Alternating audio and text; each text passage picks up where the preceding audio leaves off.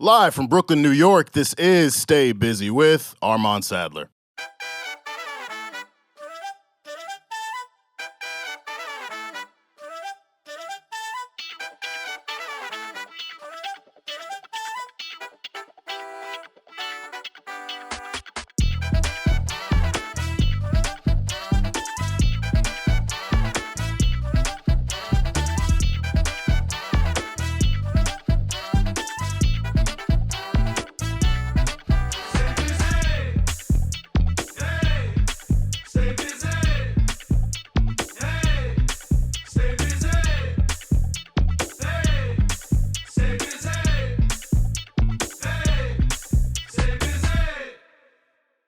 Ladies and gentlemen, welcome to another edition of Stay Busy with Armon Sadler, where we have responsible discussions on the music business and the music culture. I am your host, head honcho, vegan chorizo poppy, founder of Bald Nigga Ballers, the captain of Munch Militia, Armon Sadler, here for another exciting episode. We got a great guest for you, and I'm going to get to her in a second. But, of course, I want to thank all of you listeners for tapping back in for Season 4. Make sure you subscribe to the YouTube channel. Hit the button for all visual episodes, YouTube shorts, past busy sessions, or you can subscribe on your preferred audio platform. Leave a review, a like, comment, share. Engage with us on social media at StayBusyPod on Twitter, Instagram, and TikTok. If you want to hit the podcast OnlyFans Patreon, hit us at patreon.com/StayBusyPod. Of course, got to shout out the team. Nick Early, he's not here today. I think he's in London. So shout out to our executive producer. Shout out to Siobhan in the building, a VP of Engagement and Communication. And she brought the homie Joe here. Always good to see you, my brother. Shout out to Kieran Hurley, our VP of Everything, the man that you cannot see, but you can feel. I want to give a big thank you to Annabelle Klein for joining us last episode to kick off Stay Busy Women's History Month. And we got another great guest here. So it was Lil Wayne who said, "I got so many styles, I am a group." And it encapsulates this woman's journey in the music industry thus far, whether it was interning in radio, writing for KarenCivil.com, or providing her expertise at a myriad of labels, namely Atlantic, Asylum, OVO Sound, Alamo, or Good Day Records. The scope of her repertoire is limitlessness. Not to mention, based off the IG, she's one of the flyest in the music industry. So her name is fitting. Here to talk all things women, music, and label working. So welcome to the Busyverse, Kianna Tyles. Hi guys, that was a good intro. I do what I can. That was the best I've ever had. Good. Thank you. I'm honored. How are you? I'm good. Happy to be here. Love it. How are you? I'm up. Thank you for asking. It means a lot. You're like the fifth guest to ask me after. Yeah. So some don't. It's fine. I don't take it personally, but it means a lot when I do get asked. I'm good. Can't complain. So good. Very excited for this conversation, this episode. Too. So let's jump into whether you like joggers or jeans, staying inside or being on the scene, DMs or emails, mixed greens or kale. So joggers or jeans? What's your preference? Joggers. Joggers. Yeah. Joggers are more cozy. I'm definitely leggings though. Leggings could that be the woman equivalent? Sure. Okay. Yeah. We can go with that. Yeah. As a man, I am a fan of leggings too. Now, staying inside or being on the scene. Now, being in the music industry, we kind of naturally have to be on the scene.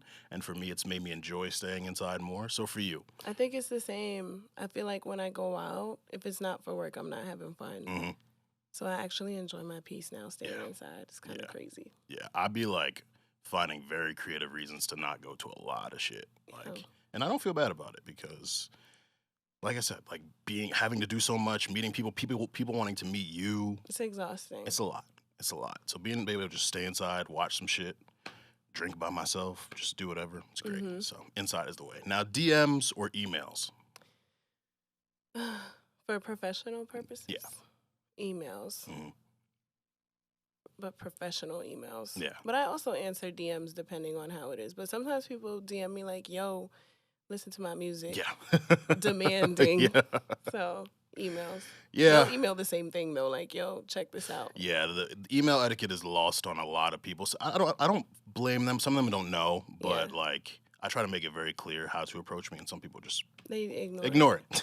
In high school, we literally had a course where we learned etiquette. So I'm like, why do people not know how to email? But email for sure. I'm also scared of clicking links in email. Oh, so. Yeah. Can't trust nobody. Yeah. I think my job, we had to do like a whole cybersecurity course where we they told us certain links, what to look out for and all that. So I just don't click any. I'm like, nah. I'm do that. They get me every time because they send like test phishing emails, but it will look like it's coming from the company. So I always click it and they're like, gotcha. Damn. And lastly, mixed greens or kale? Kale. Kale, yeah. I'm become a big fan of kale in my kale, adulthood. for sure. It'd be hitting. Put it in a smoothie, eat it with a meal. Like it's very versatile. I love it. I love it. Being Kianna Styles, you got to give us the fit check. Okay. Today I wanted to keep it very cool, cute, and casual. This is I forget the name, but I saw this girl on Instagram wear it, and I was like, this is so cute. It's like an Adidas track jacket, but it's like a special material, like recycled material. And then just some leggings and some Yeezys. I do still support the Yeezy brand. It's one of my faves. The brand, not the person. It's a questionable person. He's going through some things. Let's forgive him. Fair. And just some leggings from Amazon.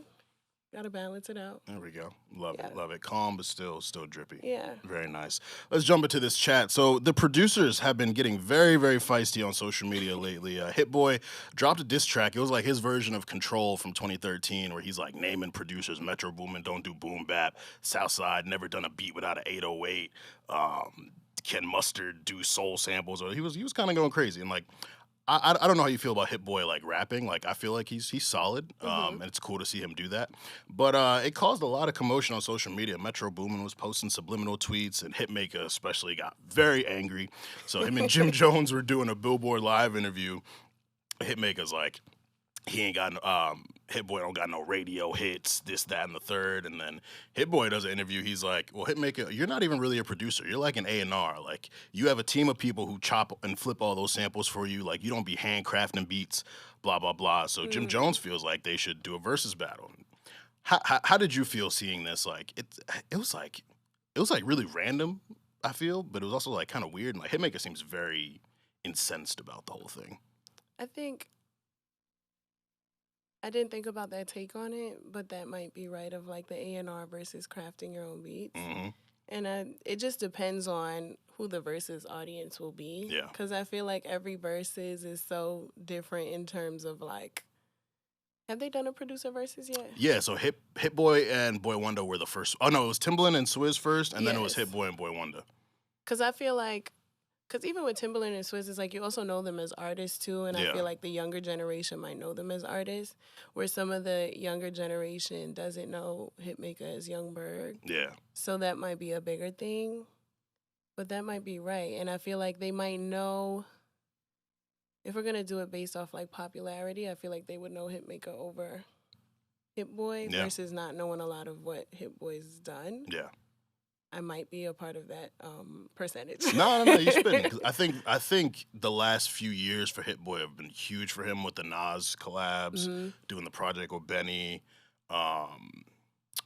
He did another one I'm forgetting. But like Hitmaka is the one who, it's like he said, a lot of his shit is on the radio. He's flipping popular samples, things that like you hear commercially. So, but Hit Boy's, I mean, working with Hove, Beyonce, he's done stuff with Drake. Like he's got a lot of things that kind of fly under the radar. Yeah. So it might be one of those situations where people are surprised when he plays certain tracks. Yeah, so, and we had a really great project at Asylum, a great single with Sada Baby, Hit Boy, and Big Sean. They had a song called A Little While. Yeah. And it was really good. But I don't know if like a lot of people heard it. Yeah. It's one of my favorite songs. Yeah, so I would be interested in seeing this battle. Hitmaka don't seem like he wants to do any verses with anyone. He's taking the things very seriously. He's like very angry and like I don't know. It seems like Hit Boy is just having fun, and then Hitmaka responding like that got Hit Boy like, all right, bro, chill out. Like you're not even really a producer. Do you know his sign?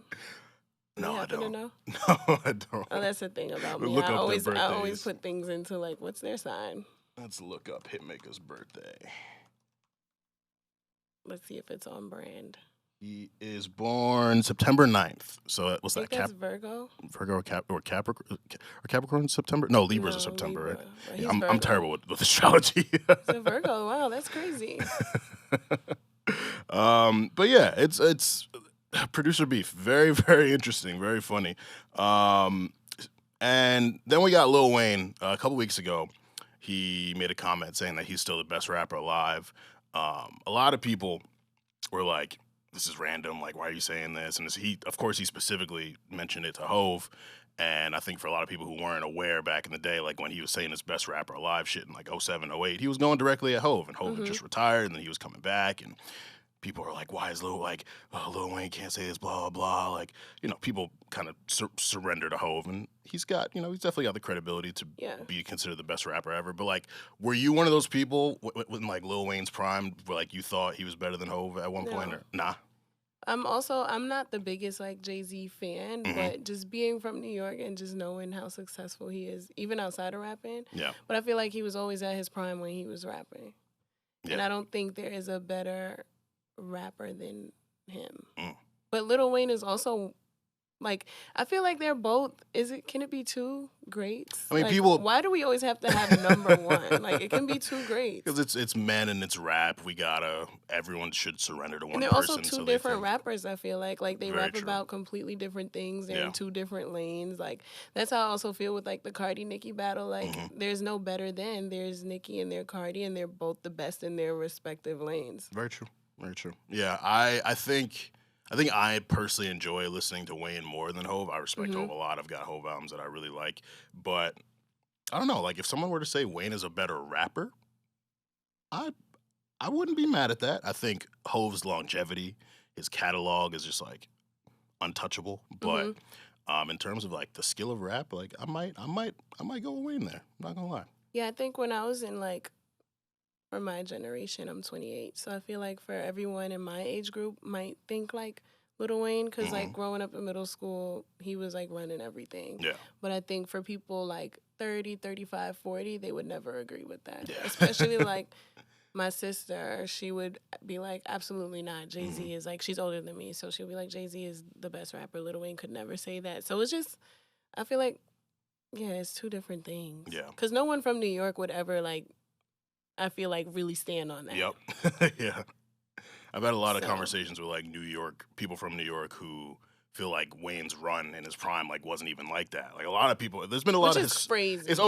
It's nuts to me too, but I feel like a lot of people are trying to like historically revise that run, and it's like I feel like no matter where you were in the world, Lil Wayne felt like the biggest thing on the planet. Lollipop, Carter 3, all that, all those mixtapes. It was like, yo, like this nigga don't miss. Like It's a very nuanced conversation. Regionalism comes into play, age comes into play, and that's all these rap discussions. Like I think it's just two different aesthetics, like for real, because it's like even if we go into like artists they brought into the world and like collabed with and worked with, it's like Jay-Z and Kanye, and those are like two of the most successful artists.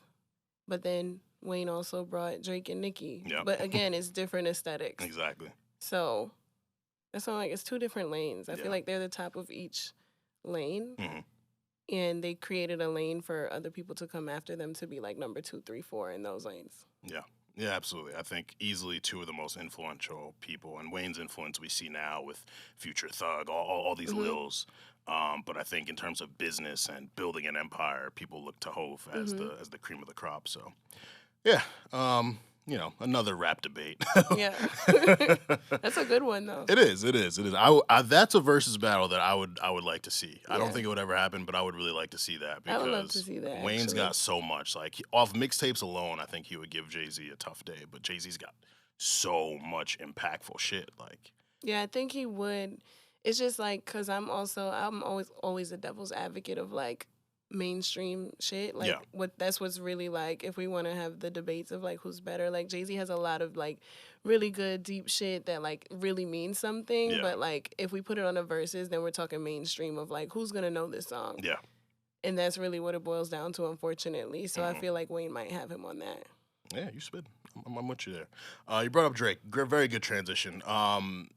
Rory and Mal were talking on their podcast about whether Drake can retire, and like a lot of people on the timeline have been talking about that as well, and saying he like, said it right? Huh? He said he said in the Lil Yachty interview he's introducing the idea of planning his exit, a very roundabout way of saying like he's thinking about retirement. And so that led to a lot of different podcasts talking about it, and then like social media has been saying like hip hop will be screwed if Drake leaves, and I feel like it's a little dramatic. I see what people mean just because Drake controls so much. Like he makes he's made the genre, and he hasn't done it alone. A lot of other rappers have helped make the genre global and as big as it is. But like, he's obviously been at the top. So I would love to know your thoughts, especially working on the internal stuff within music and like seeing the label and industry infrastructure. Like, one, can Drake retire, and will hip hop be screwed if he does? I think I would be devastated. Like, I just love Drake overall, just as like a brand. I feel like I don't think he makes any bad music. I love, honestly, Nevermind is probably my favorite album from him, to be honest, because I just love, I'm just not like I mean, I am a trap girl, but I feel like growing up, I listened to so much different music that I was like, for him to be able to make this music is so great. Like, not a lot of rappers, quote unquote, can do that. And now they're all trying to. Yeah.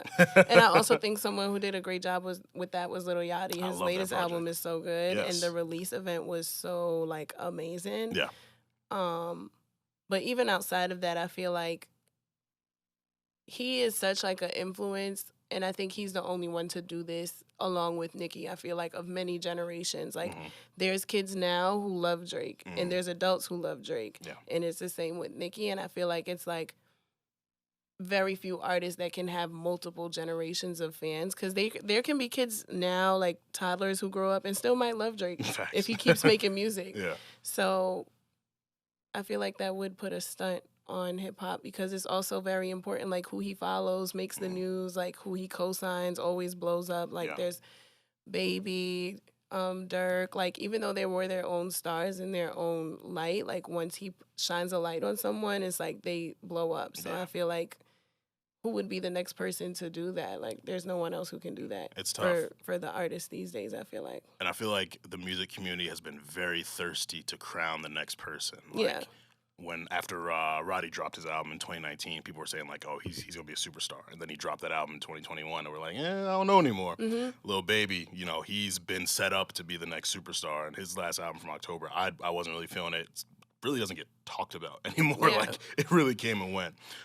Dirk was cooking for a long time before Drake. Obviously, Drake kind of gave him a bigger platform, and he's still pretty hot right now, I'd say. But like, yeah, it's really tough. Uzi's another one.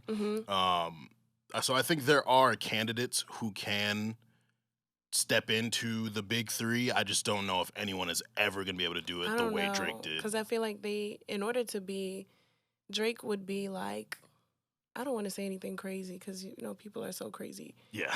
But he's like, I want to say like this generation's Jay-Z in terms of like, I don't think people are aware of like all the businesses he has. He has his champagne line. He has candles. Yeah. Like, I'm sure he has a bunch of other stuff we don't know about. Executive producer shows. Yeah, like, he's very smart. He's well-spoken. I feel like there's not a lot of major superstars that have all of that. Yeah. A lot of them really just stick to the music. Yeah. And he's an actor. Like, I also want to bring that back. Like, I forgot what movie I was watching the other day. I think it was State Property. And I was like, what happened to all the rappers being in movies? Facts. Like, I want to bring that back. Yeah. But just being like multifaceted, I feel like that all makes you into a superstar, and like just having a great personality. Like, we laugh, he's funny, and just being actually really talented. I feel like, like Baby and Dirk, they're great, they're amazing, but they just stick to what they know. Yeah. And they don't try to do anything else, and that's cool. So I don't know if we can necessarily crown them like the next Drake. They can be them. Yeah. In their own, that's why I'm like, everybody's in their own lane. Yeah. Like, I don't think there'll be another Drake for sure. Yeah. Yeah. I too, I'm a huge Drake fan, Drake stan. Me and Siobhan, we rave about him all the time. I would, like, while I'd definitely be sad if he, like, officially said, like, I'm retiring, like, he's given us so much, and we can always go back to it, but I feel like this tour is giving retirement. It's, a lot of what he's been doing it really feels like he's reaching like that. He's 4 New York shows, that's like, y'all better catch one of these shows. Yeah, like, it's straight. He's like, a lot of people are like giving him his flowers too, like Jim Jones saying he's the greatest of all time. Like, there's a lot of it feels like the victory lap, like the last hurrah, and it's crazy to think about because I started listening to him in like 2008. Like, I watched him on Degrassi prior to that. Like, growing up, like, the music has really been impactful for me. And that's the thing with Drake we always talk about is like he connects to us, he relates to us. He's a big part of. I feel like a lot of people sleep on how big of a part he is in our life. Yeah. Like I remember being in high school listening to like some of his songs on SoundCloud that weren't even like going up yet. Yeah.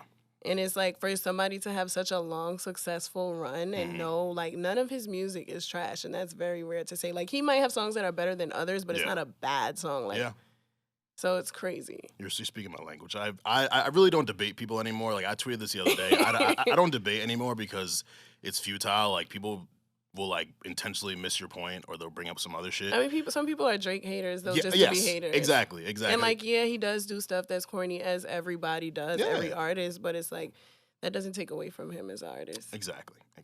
So yeah, I while I definitely don't want him to rush towards retirement, I'm interested in what the landscape will look like when he's stepped away. And I feel like he's going to kind of get to that Hove phase where he's like doing like one verse a year, something like that. But I don't know, like that might even be a while because he really loves this music making shit. Like he really loves the rapper lifestyle. I feel like you have to, in order to keep doing what he's doing, you have to like be in love with your craft. So I don't want him to retire. Yeah. We'll see. Maybe we'll be having this conversation again in like 2035.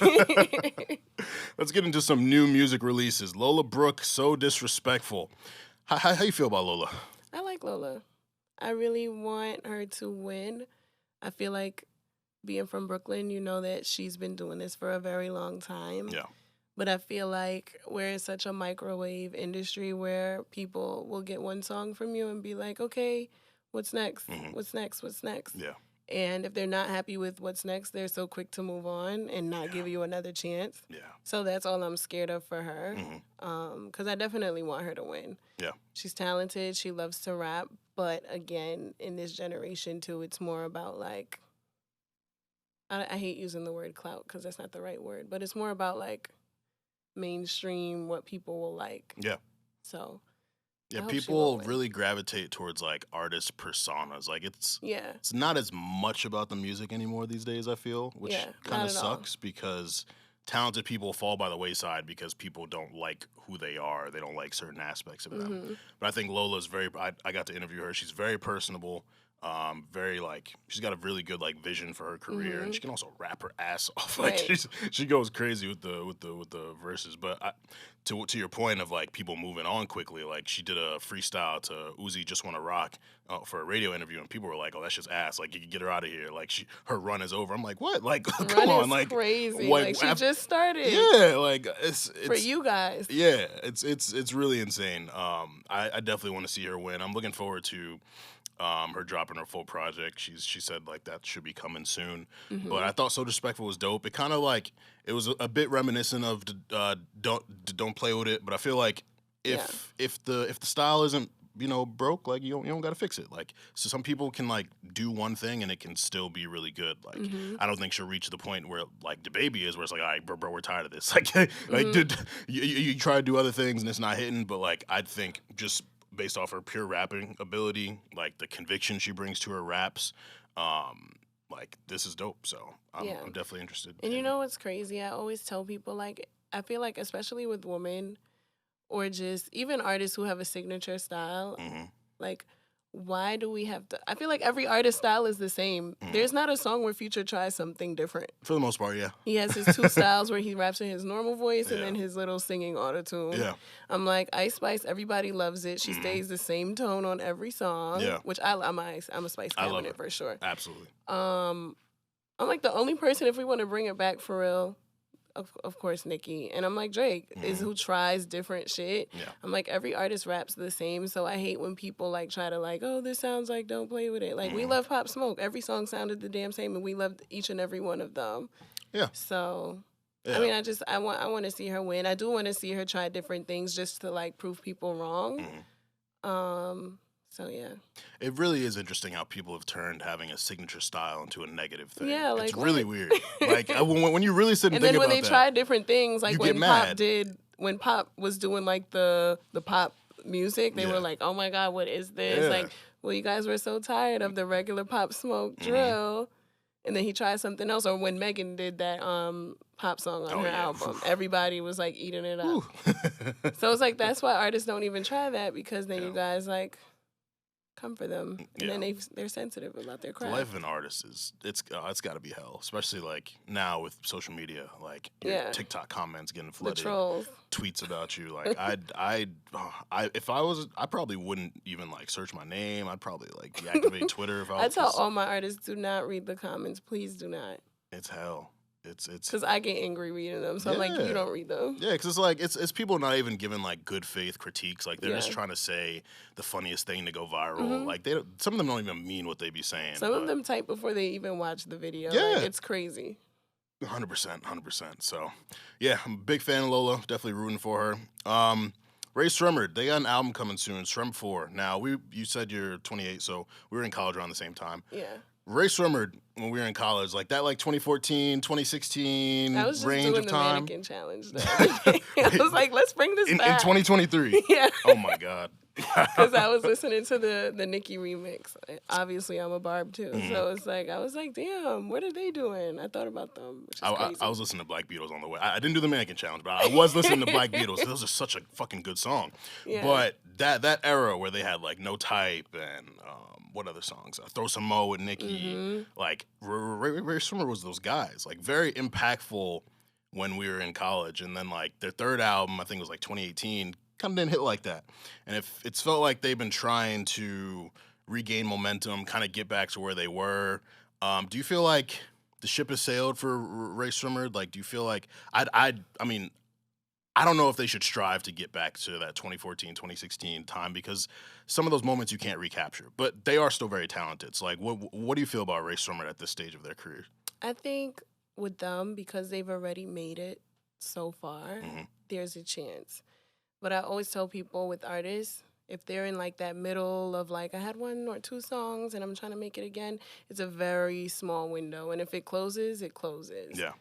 And I think with them, if they, and I hate to sound like the TikTok record executive, but if they get a song that like goes up on TikTok, it can literally turn around overnight for them. So that's why I don't want to say no, because that's all it takes these days, which is crazy. And then it'll be like, oh my God, Rae Sremmurd made such a great comeback. Yeah. Because of TikTok. That's really how it is. And I think they are capable of like doing a good TikTok record. Yeah. So I wouldn't count them out. They've dropped a few singles recently, like Tanisha was the most recent one. I really like that. Like the music's been good. It just hasn't been catching on the same way like their early stuff was. And I think, so much time passing. Like some people just naturally move on from artists, especially if you're not as present as you were. Like they had Srem Life in 2014, Srem Life 2 2016, 3 in 2018. It's been 5 years since they last dropped an album, and Sway Lee's been doing his solo thing. So I think people got accustomed to Sway Lee doing the pop type stuff, and they kind of maybe moved on from Rae Sremmurd. So I'm interested in seeing what the reception to their upcoming album will be, because like I said, they've been dropping good stuff, but it just hasn't had the same momentum as before. Yeah, and you bring up a good point of like, being in college, I feel like the last of the college kids was probably our generation. 100%. And I feel like artists, of course, you are your fan base. And we weren't necessarily fans of them, but they made really good music for us at that time. Yeah. So every song they dropped was like our thing. You was hearing it. But it wasn't like when now we're in different places and they're dropping new music, it's kind of like, I don't need to check it out. And the new college kids are not as turned, so I don't feel like... I don't know what happened. I don't know either. I obviously don't spend much time on Cornell's campus anymore. Yeah. But like the last time I went, it just felt so different. Like at Kickbacks, it was very quick. It was a quick turnaround. Yeah. I was supposed to graduate in 2016, and I graduated in 2018. And that last year on campus, all the kids really were not like going out. And I remember I used to go out, and we used to be doing like, we were on Blackboard, like at parties, like submitting stuff. So like, I don't know, the new kids are really focused, and they're like, let's just work. We're not going out. And just spending all day making TikToks, scrolling. Yeah. TikTok heavy. Streaming video games and shit. Yeah. Man. No real life fun. Terrible. But, I'm still a fan of Rae Sremmurd. I'm definitely hoping for the best for them. Because that's the one thing I hate is, like, people will so quickly forget what an artist did. Like when maybe presently they're not as hot as they used to be. Like, oh, they're washed up, they ain't got it anymore. Like, what? I don't think so. I think maybe you're just moved on from them. You're interested in other shit. But like, what they gave us those first two albums is like indelible. So I'm always gonna think like they have a chance to like make some shit and like impact music. So for sure, I'm looking forward to it. Blxst dropped an EP just for clarity too. Love Blxst. He's like his consistency is crazy. Like he's another one who makes a lot of the same shit, but it's so good. Like it's like you really don't need to do. You don't gotta switch it up, bro. Like I like all of these songs. Similar tempo, similar cadence, similar production. He'll get like a rapper who can, fit into those pockets, and it hits every time.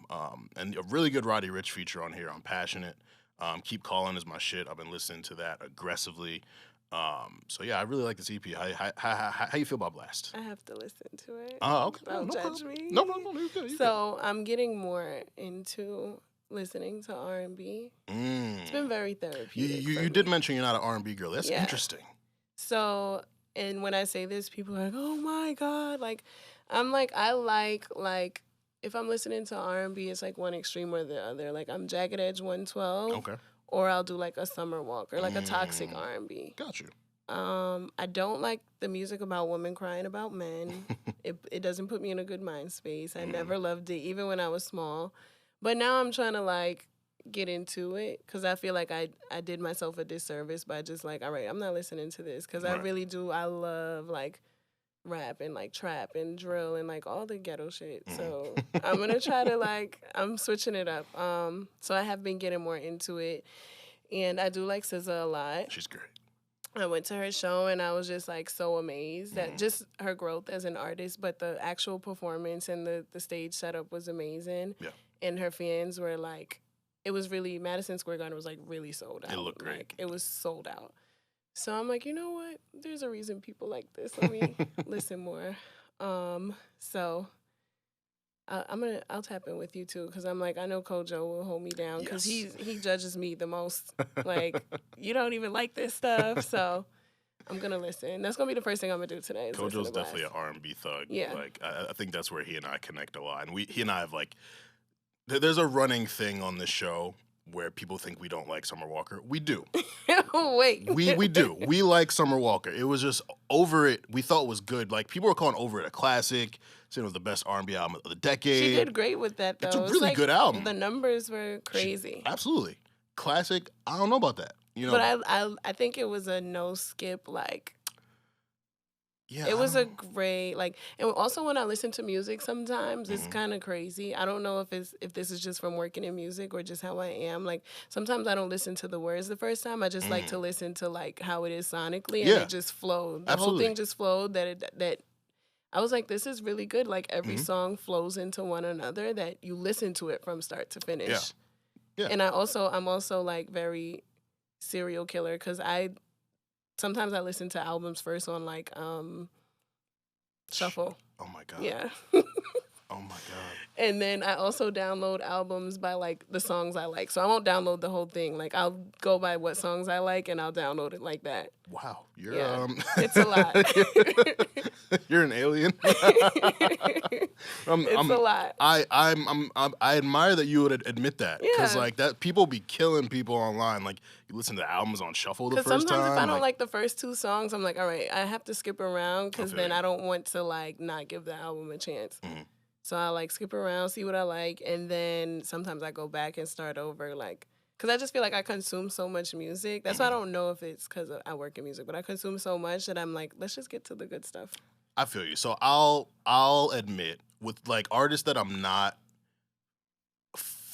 enough of a fan where I'm just willing to just listen to the album like front to back, like just off the rip. Yeah, I'll go to the familiar features. See how I feel about those songs. I'll be like, all right, I'll check out the full thing. That's something I've done before. It doesn't happen too often because as a journalist, I'm consuming a lot of music too. Yeah. But it is something that I have done before.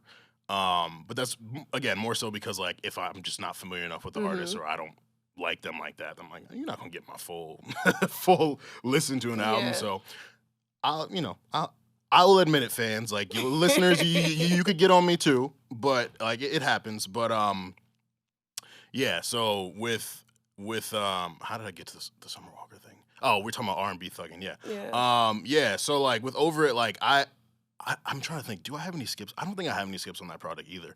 But None. I just felt like, I don't know, calling it a classic was really the only thing that I was like, yeah, I don't know about that, y'all. It's really good. It's a really good Would you project. call it a modern day classic? Like, why won't you call it a classic? Because it's not like, like. Yeah, like I don't know. For me, classics need a little time. Like Yeah. it's been out for That like is 4 true, years too. now. So by 2024, I'd be willing to entertain those conversations. It's an album that's still impactful. Like people still talk about it. It still streams very well.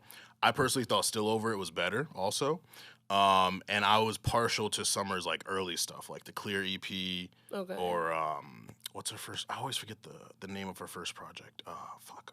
It's gonna bother me. Last Day of Summer. Mhm. Last Day of Summer. Like I don't know. I was more partial to her early stuff where it was like more neo soulish. It felt like with Over It, especially with London on the track, executive producing, they were leaning more into the like trap and B modern type R&B stuff, which is good. That's probably why I love it. But I feel like she's got more capabilities, like more range, and I feel like she showed that on Still Over It. Like there's like more instrumentation, more musicality. So that was really it. But damn, I forget how we got there. Because you said you guys, there's a rumor that you Yeah. The whole Summer Walker thing. Yeah. So, but yeah, I'm a huge fan of hers. And yeah, I would love to hear more of your perspective on R&B. I'm a huge R&B guy. Like, I love Xavier Omar, Aaron Ray, Raven Lenae, Kehlani. Like, there's a lot of talent. Like, people give R&B shit these days because it's not the 2000s or the 90s R&B, but there's a lot of talented people out here. And then the genres evolve too. Like Black, who we're gonna talk about, like he's a rapper turned R&B singer, but he's very, very good with it. Like very dope. I definitely like the evolution. I think on the male side, it's like, and I did a whole episode about this, like the whole toxic thing. While it's great, we enjoy it. I don't love it. Yeah, it feels like gimmicky. Like everyone's trying to do it, and it doesn't feel like natural. Like I miss niggas being in love. Like I feel like that's a cool aspect of R&B that's been missing. So like I definitely have my critiques for the genre, but overall there's a lot of talented people. It's in a good space right now. So I agree. yeah.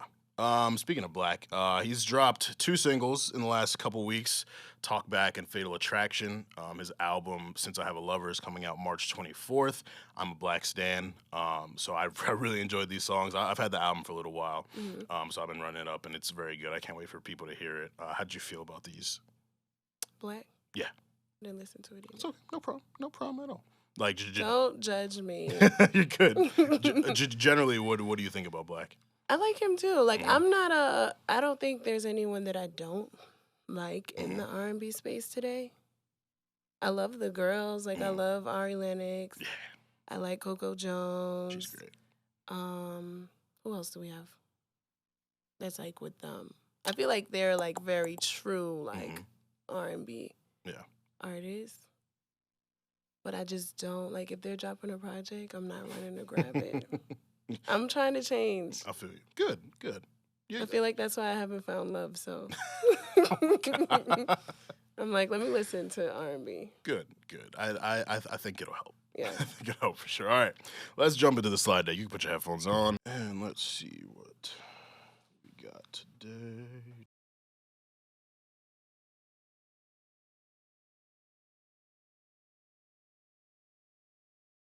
All right. What did you bring for us to play today, Kianna? What's so crazy is, well, you got to tell me what genre this would be. Because it could fall into R&B. Okay. But it could also fall into Afro beats. Okay. So one night I was on TikTok, and it blew up now. It's a song called 22 by JayO. And when I heard it, it probably had like 600 creates. Ugh, I hate talking like this. I hate it because I'm really turning into like one of those execs. It had like 600 creates, but I really like fell in love with the sound. And then in the comments, they were like, oh my God, he's like the Afrobeats Party Next Door. And I was like, okay, let me see what else he has. And every single song he had was really good. And there's let me not say there's never a time. It's very rare that I think every song that an artist has is great, but with him, I think it is. and the song is doing well. I mean, now his TikTok fans aren't taking to it. They're like, this is not the same version. But I think the version he released is like the tone is not the same tone. Like, it was deeper on TikTok, which is like not a big difference. But yeah, I love the song. I'm very excited to see him grow as an artist. He's from London. He's young and fun. Word. All right, And he sings about love. We love that. Let's check it out. 22 by JayO.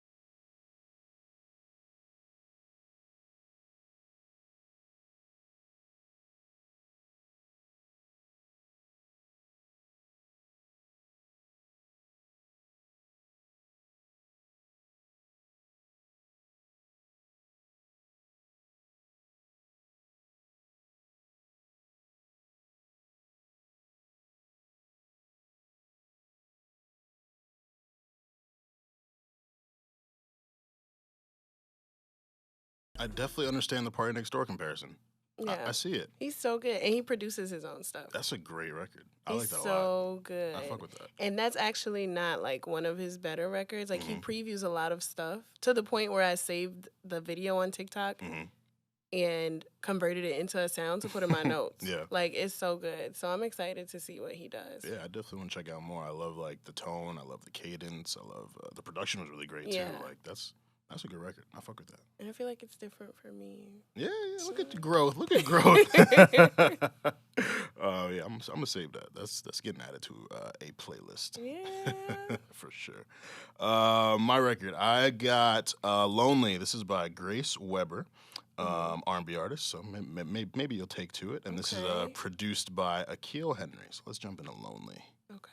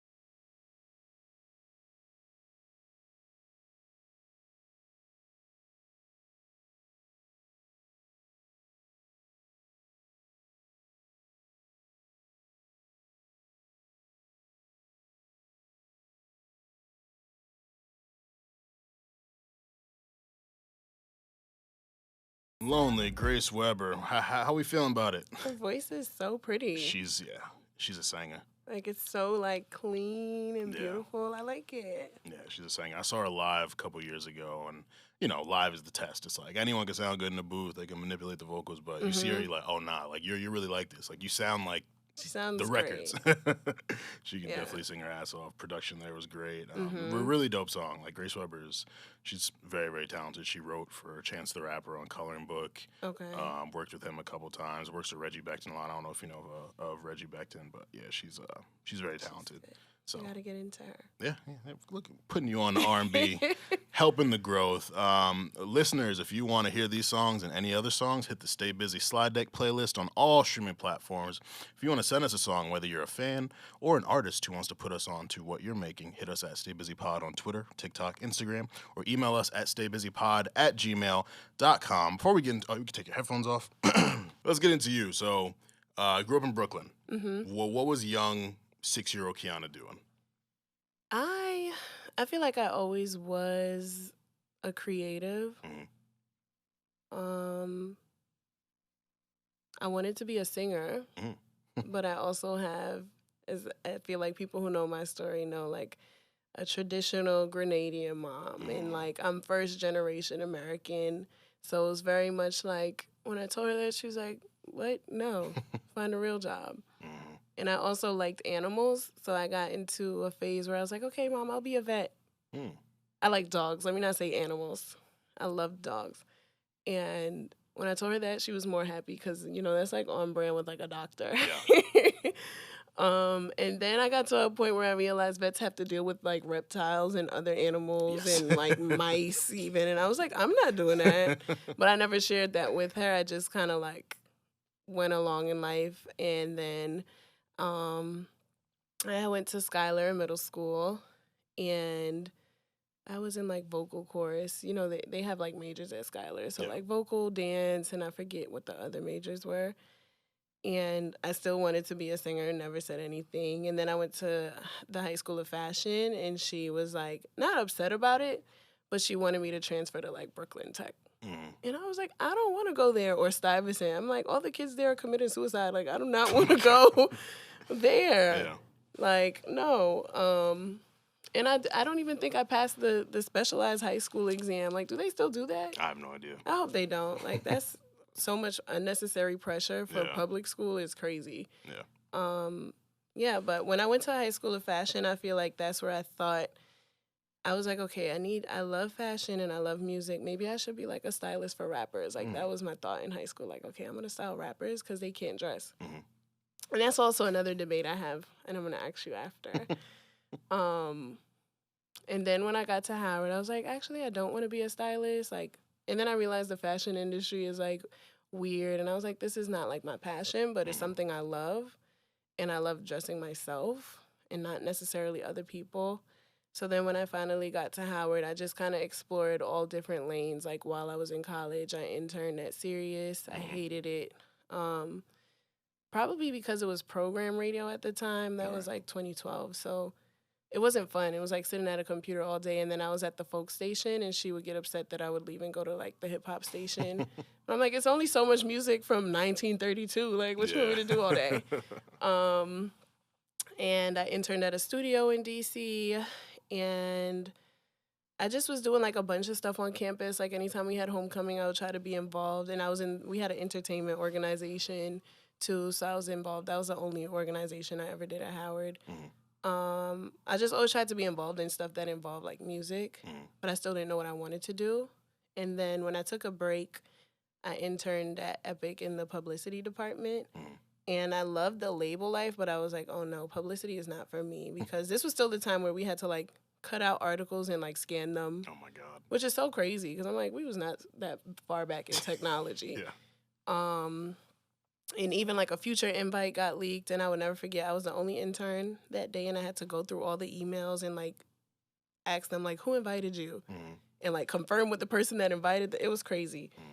So that's when I knew I wanted to work at a label.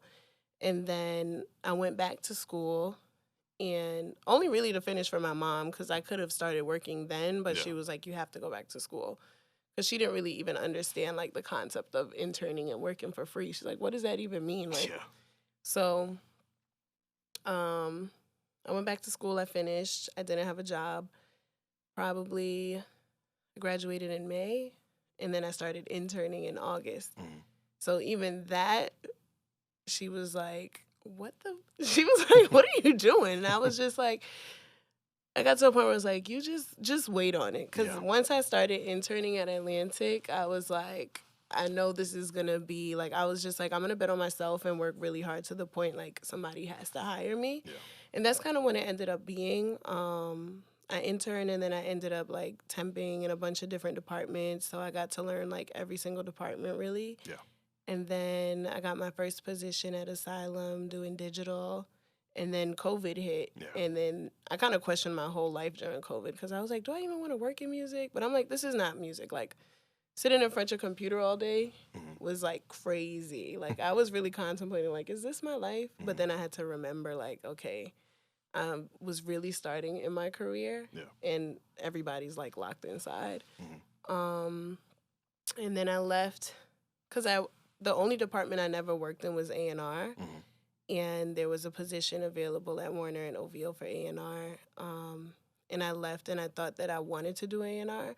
But I realized I didn't because, and that's another thing, like, advice to everyone. Like, if you don't like something, you can always try something else. It's like taboo as everybody makes it seem of, like, switching what you don't like, because you don't want to be unhappy. And the only reason I wanted to get into A&R is, like, I'm tired of all this fucking trash music. Like, I want to be part of the people who decides what's getting put out because I can't do it. But we're also in a stage where it's, like, it's easier to just sign something that's already, like, done and hot. Yeah.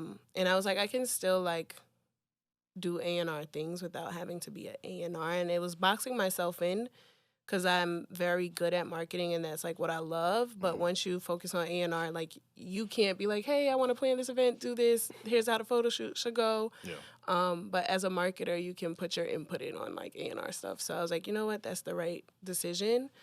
And then I ended up at Alamo with Juliet. And that's another thing, too. When I temped for Juliet at Atlantic, she was like, I temped for her for, like, almost 3 or 4 months.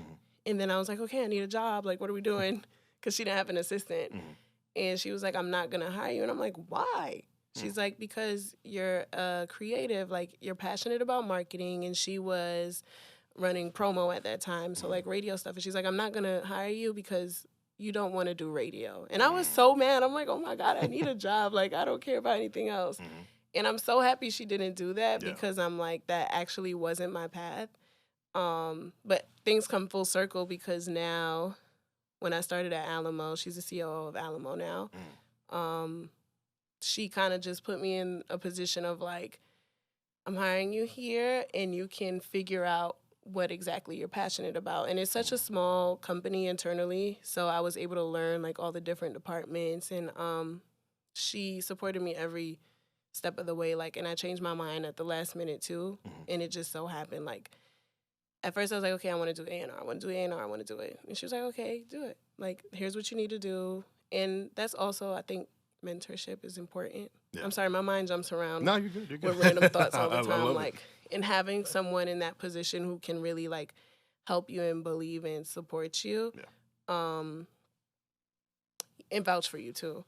So I was like, okay, cool. And then I'm, like, learning A&R internally, and I was kind of like, I don't really love this. Like, in my heart, I knew I didn't love it, but I knew why I wanted to do it.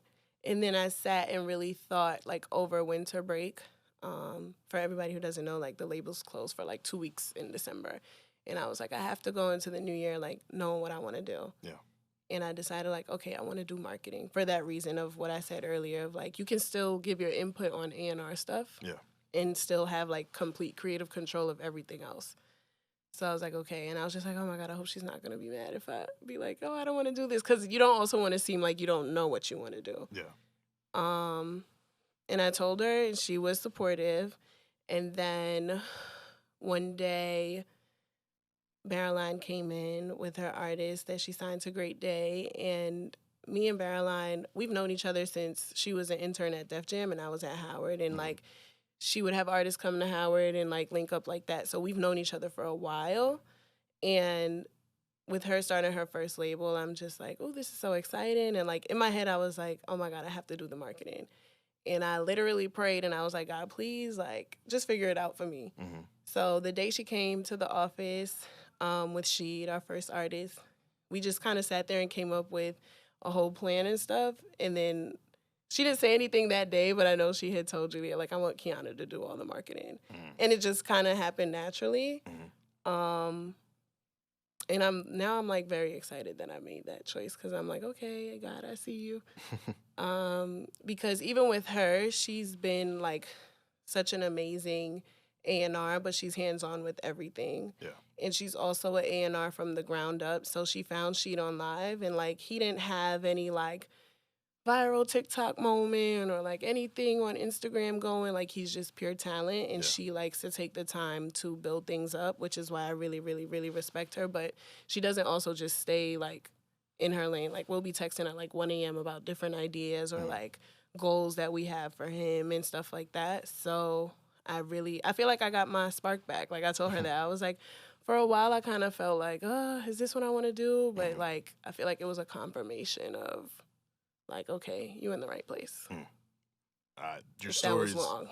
No, it's fine. I love it. It's it's the type of stuff that people need to hear. Like, because one thing that interested me, I told you I listened to your episode of Nah, That's Crazy, and you mentioned how like you don't necessarily network, but but it sounds like you're very good at relationship building, and people like really are impressed by you and your work ethic, and as a result you've gotten so many opportunities. So like getting that first internship at Epic, like how did you go about that, and then that kind of became like a domino effect with everything moving forward? That's a goal of mine this year too, to actually network, because people don't believe like I have social anxiety, like I'm and I think that's another reason earlier I mentioned to you guys personally, like I started therapy, because it's like there's something inside of me that's always like scared that somebody's gonna say no. So I think that's like one of the reasons I don't like reach out or ask for anything, because I'm like scared of rejection. So everything that I've done has literally been like by the grace of God. So even with my internship with Epic, when I went for the interview, it was Courtney Lowry at the time, and he has his own, I think he's at Motown now, but he has his own like publicity firm, and he works with like DJ Khaled and Travis Scott and like all of the big acts in Future. But he went to Hampton. So the first thing he came, he was like, I see on your resume you went to Howard. And I was like, yeah. He was like, I went to Hampton. And I was like, ooh. Spice. And it was just really a conversation, and it wasn't an interview. And he was like, okay, well, can you come in on Monday? And I was like, really? He's like, yeah. And I was like, yeah, I can. So it just kind of worked out like that. And then when I got my internship at Atlantic, it was a tweet I saw, and it was kind of like looking for an intern, and I sent my info. And it's so crazy because they told me at first like they would call me the whisper girl because I was so like soft-spoken. And I was like, that's like insane. But even when I got there, I kind of kept my head down and worked. And my first person that I consider like a mentor, which was Marsha St. Hubert, she does the marketing there. It was like the first few weeks, you know, she wouldn't say anything. And then like, I feel like a lot of people in music, I feel like with women, like you have to really just show how hard you work, because that's what I appreciate now. And I kind of see maybe like it makes sense, because I'm like, when I have an intern or like notice that an assistant is working really, really hard, that's what matters to me, because it's sometimes people will come in and just try to be in everyone's like face rather than doing the actual work. And a lot of people have the music industry as like, oh, it's like glitz and glamour. Like, no, it's really hard work. Like, it's a lot of work to be done. Like, a lot of emailing, a lot of communicating, a lot of, like, admin work. So I feel like, I was shy, so I was scared to speak to anyone. It was my first, like, I feel like when I was at Epic, their offices at the time were very, like closed off. So in my little section, I didn't really even walk around to network. I just stayed within my little publicity section. In Atlantic, it's like all the offices are like, you can know where people's offices are. They walk back and forth. So it was like intimidating for me at first. But even all the relationships I've built with everyone there was just kind of everyone like noticing like how hard I work or like the ideas I had. So that's why I think it's really by the grace of God, because I didn't ever try to like, even my time there, if I could go back and change it, I would, but I wouldn't, because I would go back and like try to like schedule time to get to know people or like try to, you know, learn what everyone does, but I really stayed to myself. Yeah. Which I feel like it was a good and a bad thing, because I've learned now to like blossom, and now I give like my interns that advice, because you can tell like when they're nervous and stuff, and it's like you just gotta, everybody's normal people, and you just gotta like calm down and just kind of learn. Yeah, I'm like, everything I've done, I haven't.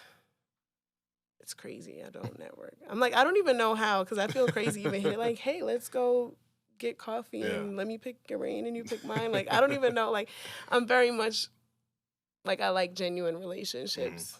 And it kind of sucks, because I feel like in music, a lot of stuff is not genuine. It's very business based. Yeah. And I don't know. I think that's something I have to learn too. Like, because a lot of it, everybody doesn't have to be your friend, but I'm like, I always feel like there should be like some kind of genuine connection. But I don't think that is true in music, because I'm like, there's a lot of people who do business and it's just business. Yeah.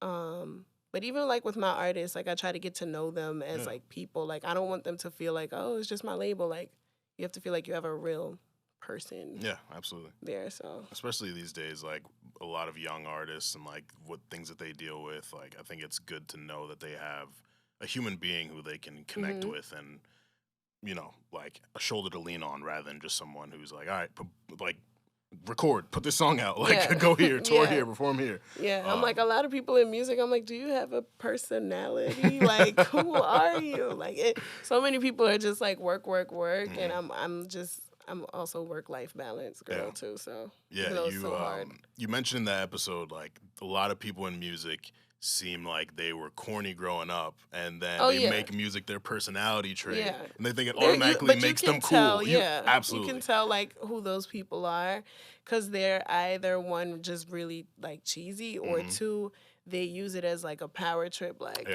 and try to, like, take advantage of other people because of, like, their positions or who they are, instead of just being, like, a real human being, or they think that that makes them lit. But I always tell people, like, if you take your career and, like, all of your accomplishments away from you, like, who are you? Exactly. And then if you don't have anybody else, you're literally nobody. Yeah.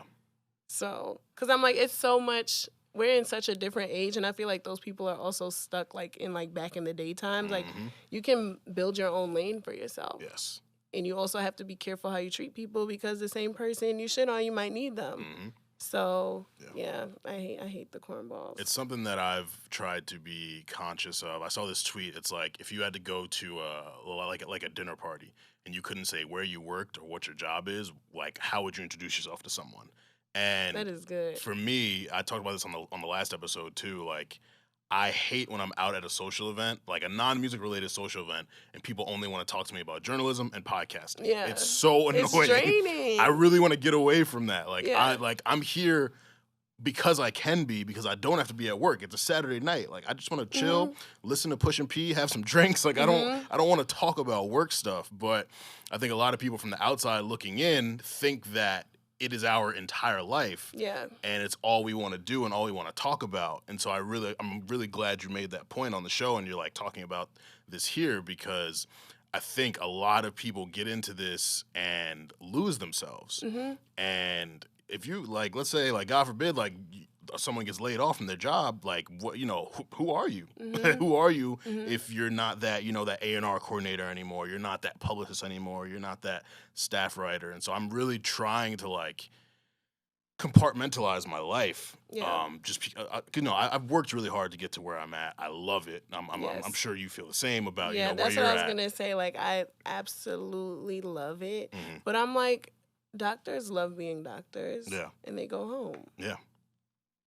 Like, that's why I'm like, and it's unfortunate that music is a business that is like 24 hours, but my motto is always like, we're not we are not nurses in a hospital. Like, Yeah. it doesn't have to be, because it can get overwhelming. Like, Very. because everybody makes everything seem like an emergency. Yes. And a lot of people get to the point where sometimes they don't even like their jobs anymore. And I always want to have that sense of like, I love being here. I always remind myself that I want to be here. Yeah. And I love it. And I'm not the girl that's like, oh, don't call me after 6 o'clock. Like, cause that's not realistic. Like, it is our lives, but I'm like, if it's a moment where I need a moment, like, I'm going to take that moment. I'm not going to prioritize somebody else's life over mine, or like my mental health. Like, I always tell people that, like, take a vacation, like, take time to yourself, like, because at the end of the day, again, you can work so hard and then you can get fired literally in 3 seconds, and they're looking for somebody else to replace you. And that's in any job or like anywhere. So I feel like it's always just important to have a sense of self, because I feel like people who don't have a sense of self is just also just caught up in the glitz and glamour, because it's like, I love music. I live music, like we all do, but it's not something like, I don't know, the same thing. Like, I'm not going to be out at happy hour and want to be like, let me talk about this marketing strategy. Yeah, like, because it's also my life has turned into like all of my friends now, all of my close friends. It's so crazy. Like, I don't have any of my like high school friends anymore. Like, I still keep in contact with like my college friends, but like all of my friends now work in music. So it's like we don't be having nothing else to talk about but music, but we'll try. So yeah, it's hard. Yeah. It's hard.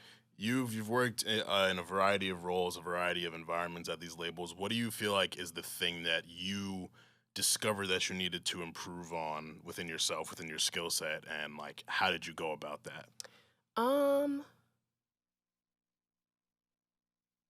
One thing I'm still thinking about, definitely networking for sure. And also I'm realizing like a lot of people know me. So that's also like weird for me to like walk in a room and people know me. Because I also be like, don't treat me nice just because you know like who I am. Like, or like even if I'm like walking down the street in Canarsie, like I've had people come up to me and like tell me like, yo, I'm the best rapper out of Canarsie. I'm like, how do you know? I'm just going to the store. Wait, give me the question again. Something you identified that you needed to improve. That I need to improve, I think, networking, and also my imposter syndrome for sure. Because I realize a lot of people don't know what the hell they're doing and they're just winging it every day. And that's most people, even up to like the CEOs of the labels. Like, I feel like everybody is still learning. And we're also in a era of still learning because everything is so digital and new. Like, so there's that. I still doubt myself a lot internally. That's me being transparent. Like, people think I'm like this confident, badass boss bitch, and I am, but there's always that voice in the back of my head like, oh, I'm so nervous for this. So just like being confident in trusting myself, if that makes sense. Yeah, absolutely. Because it is an intimidating environment of people thinking, or like, you'll have a perception that everybody knows what they're doing, but we're all figuring it out. Yeah, and it's not that serious. I'm like, it's the music industry. Like, we don't have to like beat ourselves up or like be crazy, or like, I know people who are depressed because they're not like where they want to be, and it's like, just take your time. Lastly, funny question from Kojo. So apparently Eminem was your first favorite rapper. Oh my God, he's spilling my tea. He's like, I spilled this tea myself. Yes. How do you? I want to hear more about that. Like, how? So, basically, everything I'm telling y'all, Ma, you cause a lot of trauma, okay? But no, growing up, my mom only listened to like soca. My dad, he did not listen to rap at all, and he used to tell my sister like, she's never, because my sister was a big hip hop head, and he was like, she's never going to listen to that kind of music. He used to listen to, like, jazz. So a lot of people don't know, like, I love Sade and stuff like that because of him. There was a jazz station. I don't remember. I think it's 106.7. He always put that on when we were in the car. And then my mom would play soca in the house. I was only allowed to, like, watch Disney Channel and stuff like that. So I only was listening to, like, Cheetah Girls and stuff like that growing up. Like, my sister, I don't think they let her play the music in the house because I don't remember hearing it.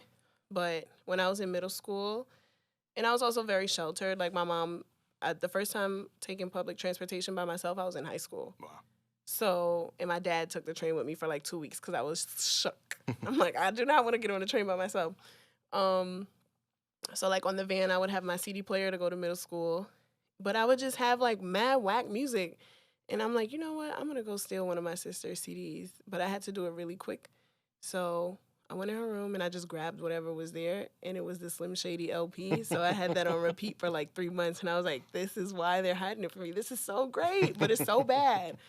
But I will debate to people because I'm like, with that, then eventually she found out that I was listening to it, of course. And then like I started, like once I got to high school and I had more control of what I was doing in my life, I started listening to more hip hop, more R&B, like B2K. I was a big Chris Brown fan.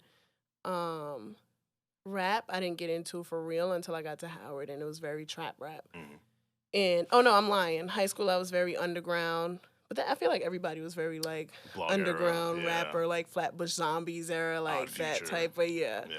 But Eminem was the first rapper, and I will fight tooth and nail about him because it's just, like, he is a great rapper. I went back and listened to it because I was debating with everyone in the office, too. Like, no, he's a great artist. I think the fact that he's white is, like, oh, is he only a great rapper because he was white? Like, no, like, he had all, like, the funny stuff, and, like, he was one of the first rappers to do that. Yeah. But he also had very serious stuff, and he had baby mama drama. I'm like, he was white, but he was, like, you know, spicy white.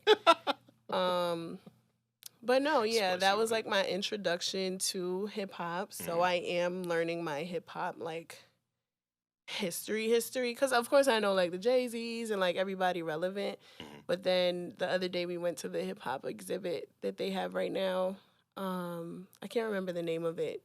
And like my friends were like trying to make fun of me, like, do you know who this is? Do you know who this is? Like, because they have like all these pictures. And some people I really didn't know. So I'm like getting into learning that because I do appreciate like the art of hip hop and like the actual history. Yeah. But I always tell people, like, give me some grace because I was not allowed to listen to it. Like, my dad did not listen to Jay-Z. Like, I have friends, like, one of my closest friends is like, my dad was bumping Jay-Z in the car. I'm like, not mine. He was listening to Sade. So Eminem was the first, but that is by fate because that's the first album I stole, and I was scared to steal another one because I'm like, she's going to notice. Yeah, absolutely. So that's my story. Yeah. Last thing, I want you to shout out some women who have impacted your career positively. You know, flowers for Women's History Month. There's so many. Wow. And I'm a girl's girl. So my first internship at Atlantic, definitely Tanise and Journey and Marsha and Jamila and Brianna. They started The Show Must Be Paused. Ashley at Asylum got me my first real position. Juliet Jones, of course, now. Caroline is super supportive. Siobhan here, of course. Gang. Her and Ashley keep me sane a lot of days. Yeah. Who else? Oh my God. I don't want to forget anybody because I feel like it's so many women, and I love to support. Like, it's crazy because one time I spoke on a panel and all the women were like, "Oh, it's usually men who help me," and I'm like, "There's not a man who has helped me in my career to this day. No shade, no tea." Like, women uplift me. But right now at this moment, it's definitely like Juliet and Caroline. They're super supportive of like seeing me win. And I know Juliet gets sick of me telling her, like, one time we went to dinner and then I sent her like a love letter after. Like, I'm so appreciative. And I'm like, she probably thinks I'm crazy, but I'm like coming from like a first generation household of like, because even when I spoke on a Women's Month panel last year, my mom came and then she cried and was telling me how proud of me she was. And I was looking at her like, I want this to be a sweet moment, but I also want you to know, like, remember when, I'm very much remember when you didn't believe in me, but, like, I cried, too, because I'm like, this is such, like, a big hurdle for us. Shout out to my mom, because now, like, even if I quit a job, she's like, I know you got this, and I'm like, wow, look at you. So definitely shout out to her, because I feel like I wouldn't be as tough as I am when it comes to, like, staying resilient if it wasn't for her. But, like, with Juliet believing me, accomplishing everything she's accomplished, like, Billboard said she was, like, one of the most powerful African-American women in music. I'm just, like, she doesn't have to, like, she made it where she has to make it, and she doesn't have to pour into me as much as she does.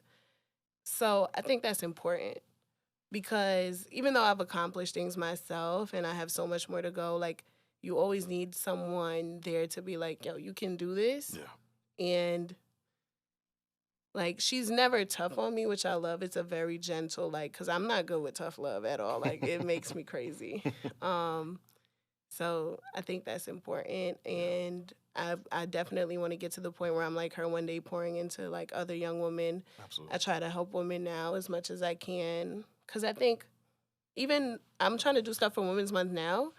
And I'm like, damn, it's only 7 of us and the company has 30 people. So I'm just like, it's just super important for women in music. Yeah. Well, awesome. Well, Shout thank outs you. to all the women. I hope I didn't forget anybody. Yeah, it happens.